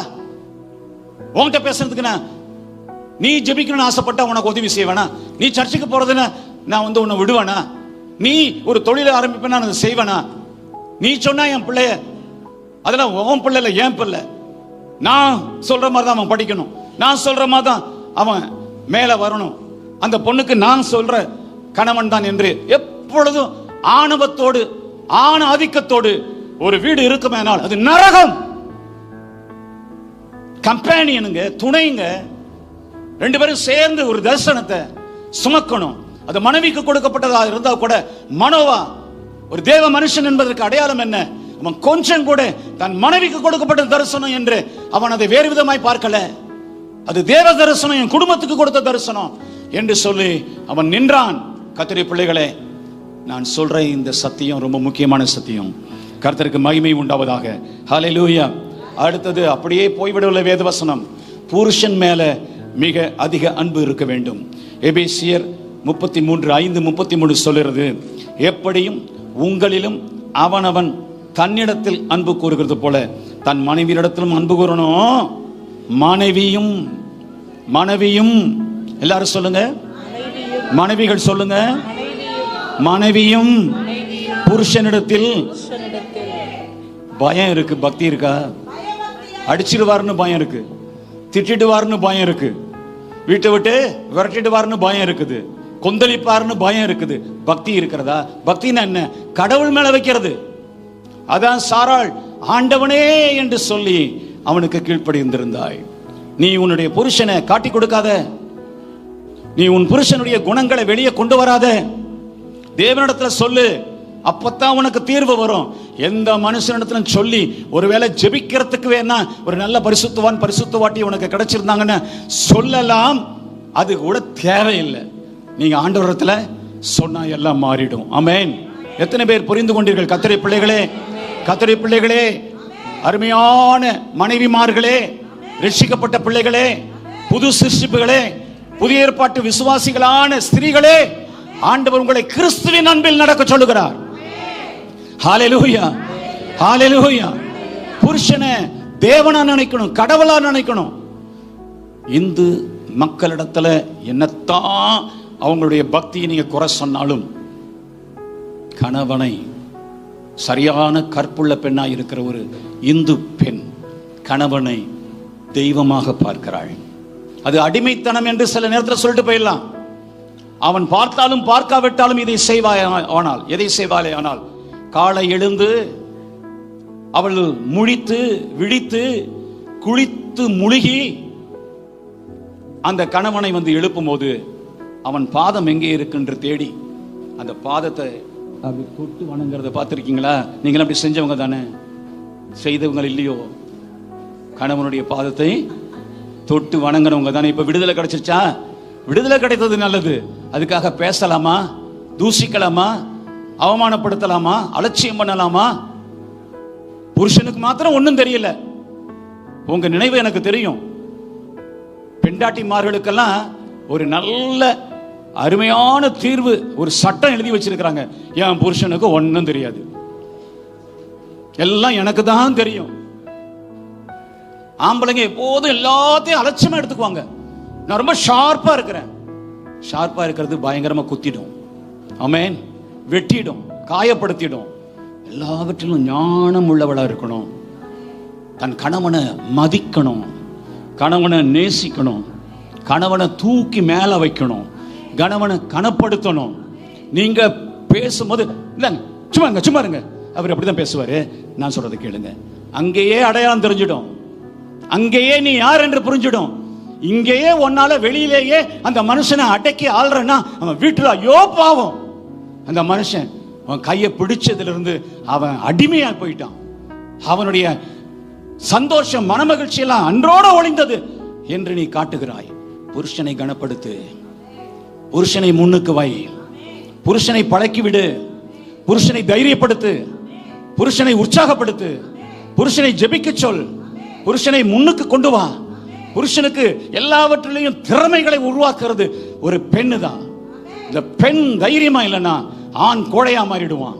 அதனால இந்த பெண்கள் எப்பொழுதும் அன்போடும் பாசத்தோடும் மரியாதையோடும் கனத்தோடும் தன்னுடைய கணவனை நேசிக்க வேண்டும் என்பதை இங்கே சொல்லுகிறார். இப்பொழுது பாருங்களேன், எவ்வளவு அதிகமா தன் புருஷனை நேசிச்சா சிப்போரால் என்பதை உங்களுக்கு வாசித்து காண்பித்தேன். யாத்திராகமம் 4:25-26 ஒரு நிகழ்ச்சி நடக்கிறது. கர்த்தர் மோசேயை கொல்ல பார்த்தார். ஏன்? அங்கே கவனன்ட் ஏற்படல, ஒப்பந்தம் ஏற்படல. இன்னும் சொல்ல போனா நம்முடைய பாஷையில இயேசுவின் இரத்தத்தினால் கழுவப்படவில்லை. இயேசுவின் இரத்தத்தினால் கழுவப்படலைன்னா சாத்தான் ஜெயிச்சிடுவான், அழிச்சிடுவான். அதனால என்ன செய்யறா, தன் புருஷனை அவர் நேசிச்சதுனால, புருஷன் மேல அன்பு இருந்ததுனால, புருஷனை இழக்க விரும்பாததுனால, ஏவாளை இழக்க விரும்பாத ஆதாமை போல சிப்போரால் மோசே இழக்க விடாம தன் மகனுடைய நுனித்தோலை வெட்டி காலில் எறிஞ்சா. நீ எனக்கு இரத்த சம்பந்தமான புருஷன் என்றாள். அந்த இரத்தம் சிந்தன் பட்ட போது அவன் ஜீவன் தப்பிற்று. தேவனுடைய பிள்ளைகளே, உங்களால உங்க கணவன் பிழைக்கணும், உங்க ஜெபத்தினால உங்க கணவன் மாறணும், உங்க ஜெபத்தினாலே கணவனுடைய இருதயம் அன்பினால் நிரம்பணும். உங்கள் பக்தி மெய்யான பக்தியா இருந்துச்சுன்னா உங்க கணவன் நிச்சயமா மாறுவாரு. நீங்க சும்மா ஷோ பண்ணிட்டு இருப்பீங்கன்னா நிச்சயமா அவர் மாற மாட்டாரு. பக்தி உள்ளவள் என்பதற்கு அடையாளம் என்ன தெரியுமா? புருஷன் மேலேயும் பக்தி இருக்கணும். எத்தனை பேர் விசுவாசிக்கிறீங்க? சகோதரிகள் மாத்திரம் கையை உயர்த்தி சொல்லுங்க. பக்தி என்பது தேவன் பேரில் மாத்திரமல்ல, புருஷன் மேலும் பக்தி இருக்கணும். இன்றைக்கு யாராயிலும் இதுவரையிலும் அலட்சியமா இருந்தீங்கன்னா மனம் திரும்புங்க. உன் புருஷனை நீ அலட்சியம் பண்ணா மனம் திரும்பு. சிலதை திருத்த முடியாது, அது வேற. உண்மையை ஒத்துக்கணும்ல. சிலது எப்போதும் என்ன செஞ்சாலும் அதுக்கு புரியாது. எவ்வளவு இழந்தாலும் எவ்வளவு நேசித்தாலும் அதை இழிவா நினைக்கும். அது எப்போதும் வாழை சுருட்டிக்கிட்டு அங்க போய் அதை செய்யறதுக்கு தான் அலையும். எப்போதும் மதுவிலே இருக்கிற ஒரு மனுஷனுக்கு நீ எவ்வளவு நேசம் பாராட்டினாலும் அவனை திருத்த முடியாது. அவனுக்கு உங்களை விட மதுதான் பிடிக்கும். அப்படிப்பட்டவன் என்ன செய்வீங்க? அதை போல உலகத்துல அநேக வீடுகளுக்குள்ளே வந்து விடுகிறார்கள். அதை நான் சொல்லவில்லை. உனக்கு கிடைத்தத, ஆண்டவர் தந்தத, இன்னும் சொல்ல போனா கிறிஸ்துவுக்கு முன்ன நீங்க வாழ்ந்த சந்தோஷம் கூட கிறிஸ்துவுக்குள் வந்ததுக்கு அப்புறம் இல்லைன்னா நீ சத்தியத்தை சரியா புரிந்து கொள்ளவில்லை, தன் மனைவியை நேசிக்க கற்றுக்கொள்ளவில்லை, தன் புருஷனை நேசிக்க கற்றுக்கொள்ளவில்லை. புருஷனுடைய வாழ்வுக்காக பிரயாசப்பட்ட சிப்போரலாக இரு. மனைவியினுடைய மீட்புக்காக பாவியாக மாறின ஆதாமை போல நீ இரு. கர்த்தருக்கு ஸ்தோத்திரம் உண்டாவதாக. பிள்ளைகள் மீது அன்பு செலுத்தணும். கர்த்தருக்கு ஸ்தோத்திரம். யோவான் 13:33 ஆண்டவர் சொல்லுகிறார், பிள்ளைகளே இன்னும் கொஞ்ச காலம் தான் உங்களோட இருப்பேன். தவிக்கிறாருங்க. அவருக்கு பிள்ளைகள் எங்க? இயேசுநாதரை மனுஷனா நின்று பேசுறேன், இயேசுவின் தெய்வத்தன்மையை விட்டுட்டு பேசுறேன். இங்க பிள்ளைகளேங்கிறாரு. அவருக்கு மனைவி உண்டா? பிள்ளைகள் உண்டா? இல்லையே. யாரைத்தான் பிள்ளைகளை எடுத்துக்கிட்டாரு? தனது சீஷர்களை. பாருங்க, அவர் வயசுல தான் எல்லாம் அங்க உட்கார்ந்து இருக்கிறான். ஒருத்தர் 2 பேரும் இளையவன், மீதி உள்ளவன்லாம் அவர் வயசுங்க. என்ன சொல்லி கூப்பிடுறாரு? பிள்ளைகளே இன்னும் கொஞ்சம் காலம்தான் நான் உங்களோட இருப்பேன். ஆண்டவரை நேசிக்கிறேன். அங்க இங்கே விட அங்க எனக்கு இருக்கிறது சந்தோஷம்தான். ஆனா உங்களை விட்டு எப்படி நான் பிரிகிறது? பிள்ளைகள் மேல முடிவு பரியந்தம் அவர்களை அன்பு வைத்தார் என்று பார்க்கிறோம். உங்க பிள்ளையை நீங்க நேசிக்கிறீங்களா? பிள்ளைகளை கடிந்து கொள்வதும், பிள்ளைகளை சபிப்பதும், பிள்ளைகளை அடிப்பதும், பிள்ளைகளை துக்கப்படுத்துவதும், பிள்ளைகளை மிரட்டுவதும் விரட்டுவதும், பிள்ளைகளை மிகவும் அதிகமாய் மாட்டை போல அடக்கி வைப்பதும் தெய்வ பக்திக்கு அடையாளம் அல்ல. பிள்ளைகளுக்கு வாழ்ந்து காண்பித்து மாற்ற வேண்டும். ஹல்லேலூயா. அப்படி வாழ்ந்து காண்பித்து மாற்றமடைந்தவன் சந்தோஷமாய் சொல்லுகிறேன், என்னுடைய தாயும் என் தகப்பனும் வாழ்ந்து காண்பித்தார்கள். என் தகப்பனுடைய அன்பினால மயங்கி கிடந்தேன்.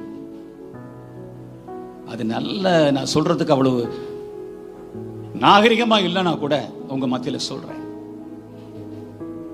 கல்லூரிக்கு போகிறவர்களும், கல்லூரியில படிக்க போகும்போது கூட என்னுடைய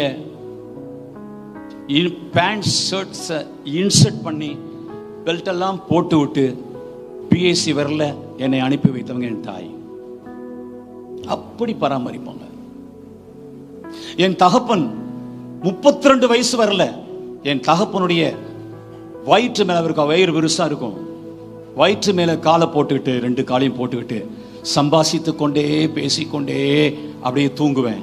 தூங்குனதுக்கு அப்புறம் என்ன செய்வாரு, 2 காலையும் எடுத்து அப்படியே மெல்ல கீழே வைப்பாரு. வச்சோடனே முழிச்சுக்குவேன். முழிச்சோடனே என்ன செய்வாரு, முழிச்சுக்கிட்டே தம்பி இருடான்னு 2 காலையும் தூக்கி தன்னுடைய வயிற்றின் மேல போட்டுக் கொள்வார். அழ தோணுகிறது.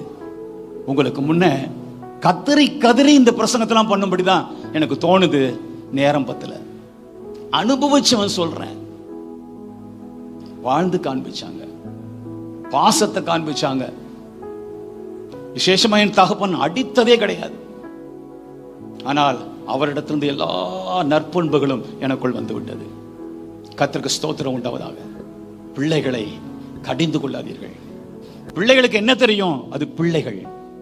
அதுல மதியினம் இருக்கும். இந்த பிரம்பை எடுத்து அடிக்கிறதுங்கிறது அடிச்சு சாகடிக்கணுங்கிறதுக்காக சொல்றது இல்லை. கோவப்பட்டு பிரம்பை எடுக்கணும் இல்லை. அந்த பிரம்பை எடுத்து அந்த பிள்ளைங்க என்ன செய்யும், பயப்படுங்கிறதுக்காக ஒரு விசை அடிச்சுட்டு பிரம்பை காட்டுறது தான் பைபிள். இயேசு உங்களையும் என்னை அடிச்சாருன்னா உயிரோடு இருப்போமா, உருப்பிட்டு இருப்போமா? அவர் அடிக்கிறவரா? அவ்வளவு யோக்கியமா? நானு ஒவ்வொருத்தரும் கேட்டுக்கொள்ள வேண்டிய கேள்விதானே. அவர் அன்பினால திருத்துகிறாரு. ஹல்லேலூயா. என்னுடைய மகள் சின்ன பிள்ளையா இருக்கும்போது கழனி தண்ணியை எடுத்துட்டு மேல எடுத்து உடம்பெல்லாம் தடவிட்டு இருக்கா. உட்காந்துருக்காளா இல்லையே தெரியல. உடம்பெல்லாம் தடவிட்டு இருக்கா. அங்கேருந்து வந்து பார்த்தேன். எனக்கு ஒரு ஐயோ, இப்படிதான் சுத்தம் பண்ணி எல்லாம் வச்சிருக்கிறோம். என்ன செஞ்சிருக்கிறா, மாட்டுக்கு வச்சிருக்கிற தண்ணி எடுத்து உடம்பெல்லாம் சுவாரஸ்யமா தள்ளி மேல தடவிட்டு இருக்கா. கோவம் வந்துச்சு, மாத்திக்கிட்டேன். அதுக்குதான் சொல்ல வரேன். உடனே போய் விளக்கமாத்து கட்டையிலிருந்து, கட்டையை எடுக்கல, ஒரே ஒரு குச்சை எடுத்துட்டு கிட்டக்க வந்தேன். இந்த மாதிரி செய்வியா? அதுக்கு ஒன்றும் புரியாத வயசு. அப்படியே பாக்குது. செய்வியா அப்படிங்கிற. செய்ய மாட்டேன்னு அப்படியே பாக்குது. சொல்லுன்னு காலுக்கு கீழே ஒண்ணு வச்ச ஒண்ணு ஆன்னு அழுதுச்சு. குச்சை தூக்கி போட்டு எடுத்து முத்தம் போட்டு வச்சுட்டேன். பாம்பேல போய் பிரசங்கம் பண்றேன். பிரசங்கம் பண்ணிட்டு இருக்கும் போது என் பிள்ளைக்கு செஞ்ச அந்த அடி என் மனசு அப்படியே உழுக்குது. ஆண்டவரே, அவ என்ன செய்வா, சின்ன பிள்ளை, அவளை போய் அப்படின்னு சொல்லுன்னு அடிச்சிட்டனே என்று சொல்லி அங்கிருந்து கடிதம் எழுதுறேன். நான் வரத்துக்கு 15 நாள் ஆகும். அதுக்கு முன்ன என் கடிதம் வருது. ஷைனிமா, என்னை மன்னிச்சுக்கடா, அப்பா உன்னை அடிச்சிட்டேன். இதுதாங்க உண்மையான பாசம். ஹல்லேலூயா. அவளுக்கு புரியுமா? அவள் அதை எடுத்து வச்சு படிக்கிற வயசா? உண்மையான பாசம் உங்களுக்கு இருந்துச்சுன்னா உள்ள அன்பு இருக்கணும். வாயில கொஞ்சம் கோபமான ஒரு வார்த்தை வந்து அடுத்த நிமிஷம் பிள்ளைய அணைச்சிடணும், பிள்ளைக்கு முத்தம் கொடுத்துடணும். அதுதான் பெற்றோர் அன்பு, கிறிஸ்துவின் அன்பு. கிறிஸ்துவின் அன்பிலே நடந்து கொள்ளுங்கள். நம்மை பார்க்கிறவர்கள் கிறிஸ்துவை பார்க்கிறது போல, காண்கிறது போல அவங்களுக்கு தெரிஞ்சிருச்சுன்னா வாழ்நாள் முழுக்க கிறிஸ்துவை விட மாட்டான். ஹல்லேலூயா. கர்த்தருக்கு ஸ்தோத்திரம் உண்டாவதாக. எருசலேமே, எருசலேமே, தீர்க்கதரிசிகளை கொலை செய்து உன்னிடத்தில் அனுப்பப்பட்டவர்களை கல்லெறிகிறவளே, கோழி தன் குஞ்சுகளை தன் சிறகுகளின் கீழே கூட்டி சேர்க்கிற வண்ணமாய் உன்னை சேர்த்துக் கொள்ள எத்தனையோ தரம் மனதுள்ளவனாய் இருந்தேன். உனக்கோ அம்மா அன்பு, தாய் அன்பு, பாசமுள்ள அன்பு, தேவ அன்பு, கிறிஸ்துவின் அன்பு. அதை பிள்ளைகள்கிட்ட காண்பீங்க ஐயா. கர்த்தருக்கு ஸ்தோத்திரம். வெளியில காமிக்கிறதா அப்புறம் இருக்கட்டும், முதல்ல ஃபேமிலியை பத்தி இன்னைக்கு நீங்க நல்லா புரிஞ்சுக்கணும். உபாகமம் 1:31 ஒரு மனிதன் தன் பிள்ளையை சுமந்து கொண்டு போவது போல நீங்கள் இவ்விடத்திற்கு வருகிற வரைக்கும் நான் உங்களை சுமந்து வந்ததை கண்டீர்களே. கண்டீர்களே தேவ பிள்ளைகளே, புரிஞ்சிட்டீங்களா? அப்பானா எப்படி இருக்கணும்? சுமக்கிறவனா இருக்கணும். தாயினா எப்படி இருக்கணும்? அணைக்கிறவளா இருக்கணும். எல்லாரும் சொல்லுங்க, அப்படியே நான் சொல்ற ஆக்ஷன் கொடுங்க.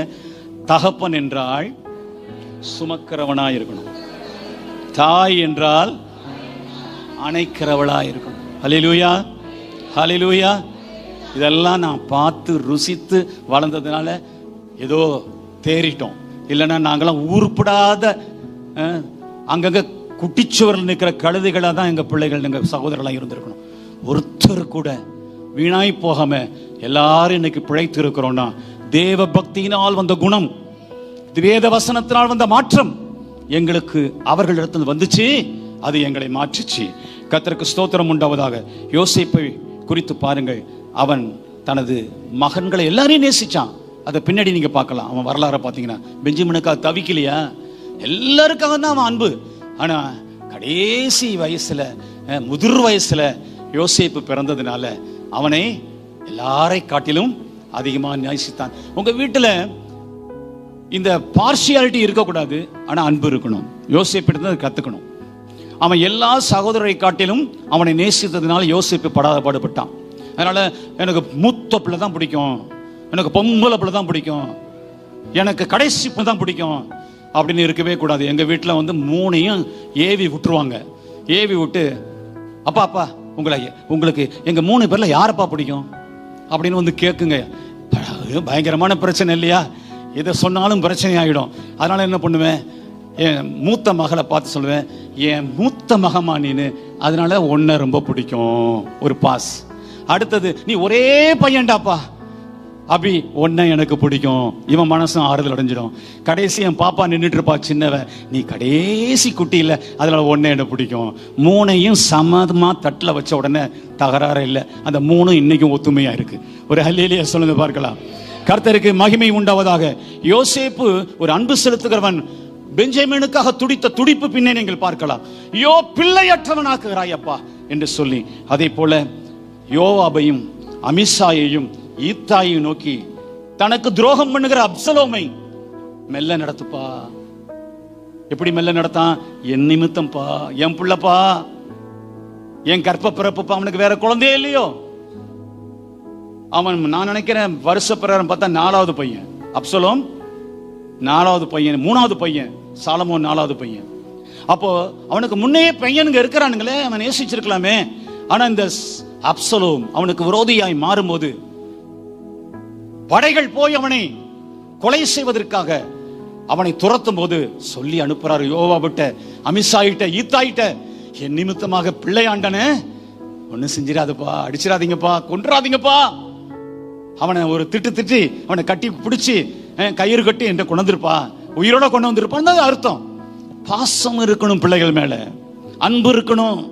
இயேசுவின் பிள்ளையாக நீ இருப்பாயானால், கிறிஸ்துவினுடைய அன்பு உன்னிலே இருக்கிறது என்று சொன்னால், அது உன் மனைவியினிடத்திலே, உன் புருஷனிடத்திலே, உன் பிள்ளைகளிடத்திலே நீ செலுத்து.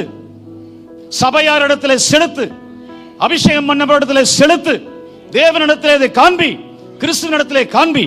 கர்த்தர் உங்கள் கண்களை திறப்பாராக. நான் முடிக்க விரும்புகிறேன். நிறைய உங்களுக்கு சொன்னாலும் கடைசியாக ஒரு காரியத்தை சொல்லி நான் முடிக்கிறேன். உலக விட்டு பரலோகம் செல்லும் போது இயேசு இப்படியாய் சொன்னார். யோவான் 17:11, நான் இனி உலகத்தில் இரேன், இவர்கள் உலகத்தில் இருக்கிறார்கள், நான் உம்மிடத்திற்கு வருகிறேன். பரிசுத்த பிதாவே, நீர் எனக்கு தந்தவர்கள் நம்மை போல் ஒன்றாயிருக்கும்படிக்கு நீர் அவர்களை உம்முடைய நாமத்தினால் காத்துக்கொள்ளும். இந்த உலகத்தில் இருக்கிறதுக்கு இயேசுக்கு பிடிக்கவே இல்லை.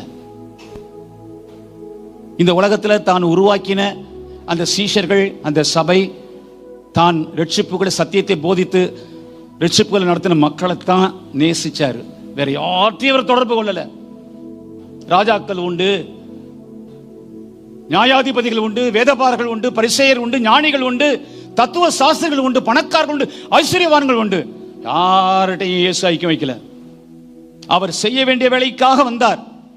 அவர் சீஷர்களை உருவாக்கினார், ஒரு சபையை உருவாக்கினார், உருவாக்கி சிலுவையிலே மரிக்கிறார். மரிக்கும் முன்னே எப்பொழுதும் ஆண்டவரிடத்தில் பேசிக் கொண்டிருக்கிற கடைசியில் சொல்றாரு, பிதாவே உங்கள்கிட்ட வந்துடுறேன் ஆண்டவரே, ஆனா நான் உருவாக்கின என் பிள்ளைகளை காத்துக்கொள்ளும் ஆண்டவரே. நானும் நீங்களும் ஒன்றா இருக்கிறது போல இவங்களாம் ஒன்னா இருக்கணும் அப்பா. நானும் நீங்களும் ஒன்னா இருக்கிறதுனால அன்பு வெளிப்படுது ஆண்டவரே. அத போல இவரெல்லாரும் ஒன்றா இருக்கிறதுனால உலகம் அந்த அன்பை பார்த்து உன்னையும் என்னையும் புரிஞ்சுக்கும்பா, இந்த சத்தியத்தை புரிஞ்சுக்கும்பா. நீங்க எவ்வளவு காஸ்பல் சொன்னாலும் உலகம் திருந்தாது, எவ்வளவு மிரக்கல்ஸை கண்டாலும் உலகம் திருந்தாது. ஆனா அன்பை கண்டாள், பரிசுத்தமான அன்பு, எதிர்பார்ப்பில்லாத அன்பு உன்னிலிருந்து வெளிப்படுமானால் ஆத்துமாக்கள் மீட்கப்படுவார்கள். அல்லேலூயா, கர்த்தருக்கு மகிமை உண்டாவதாக. பிலிப்பியர் 1:23 அதே தான் பவுலும் சொல்றாரு, ஏனெனில் இவ்விரண்டிலும் நான் நெருக்கப்படுகிறேன், தேகத்தை விட்டு பிரிந்து கிறிஸ்துவுடனே கூட இருக்க எனக்கு ஆசை உண்டு. தேவனுடைய பிள்ளைகளே, இந்த உலகத்துல எப்பொழுதும் நமக்கு என்ன ஆசை இருக்கணும்? பண ஆசை இருக்கக்கூடாது, பொருள் ஆசை இருக்கக்கூடாது, புகழாசை இருக்கக்கூடாது, நிலம், வீடு, பொருள், செல்வம், அந்தஸ்து, கல்வி, இதுதான் ஆசை. அதெல்லாம் கடமை, அதுல எவ்வளவு வேணாலும் முன்னேறுங்க. ஆனா ஆசை, ஆவல், வாஞ்சை, நோக்கம், எண்ணம் எப்பொழுதும் நம்ம இருதயத்துல ஓங்கி பூரிதமா எல்லாத்துக்கும் மேல சிங்காசனம் போட்டு இருக்க வேண்டியது பரலோக வாஞ்சை.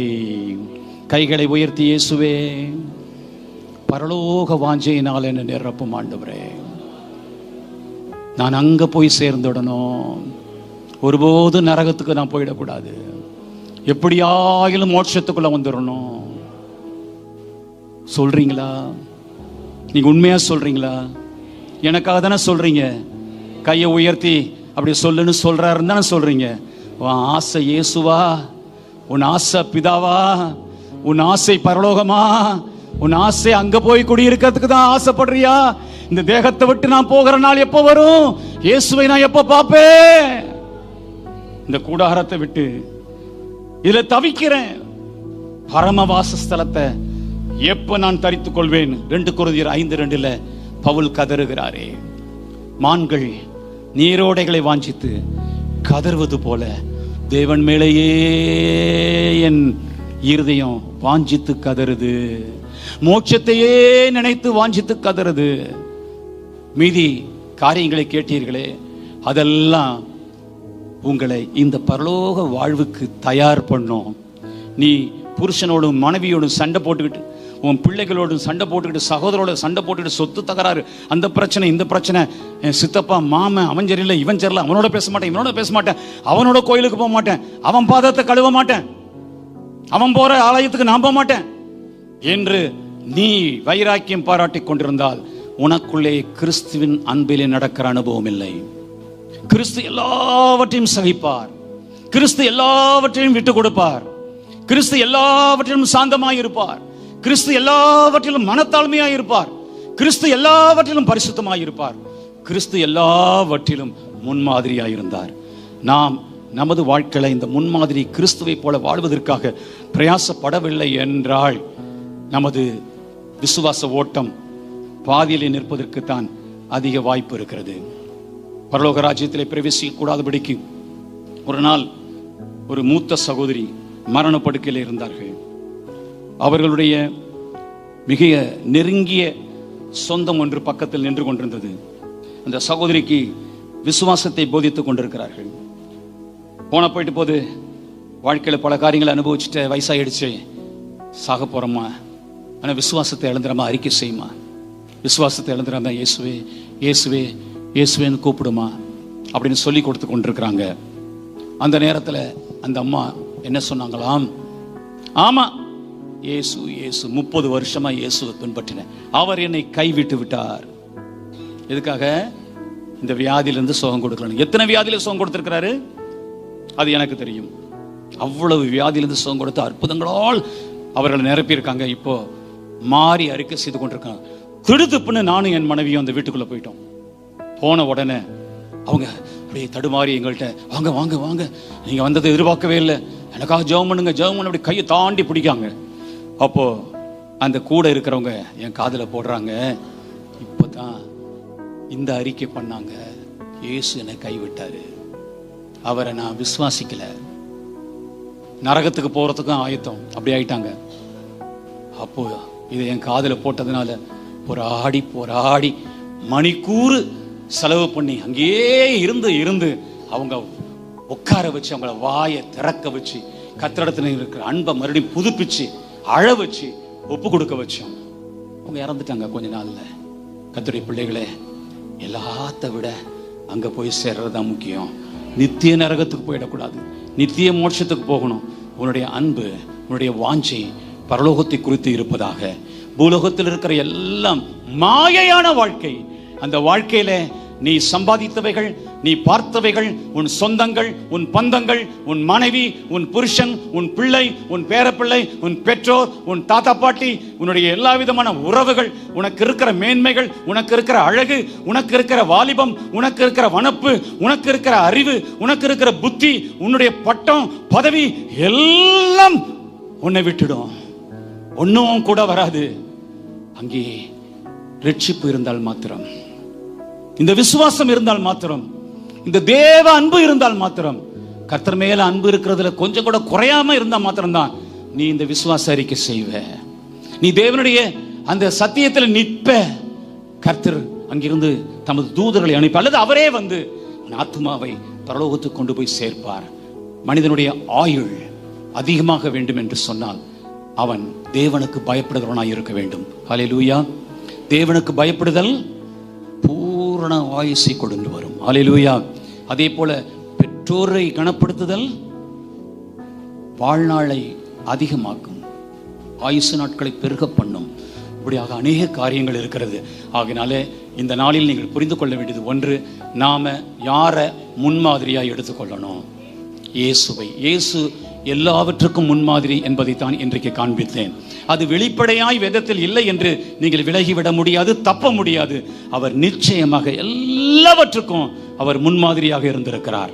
ஹல்லேலூயா, ஹல்லேலூயா. அதனால் இயேசுவின் அன்பிலே நடந்து கொள்வோமாக. கர்த்தர் இந்த வார்த்தைகளை உங்களுக்கு ஆசீர்வதிப்பாராக.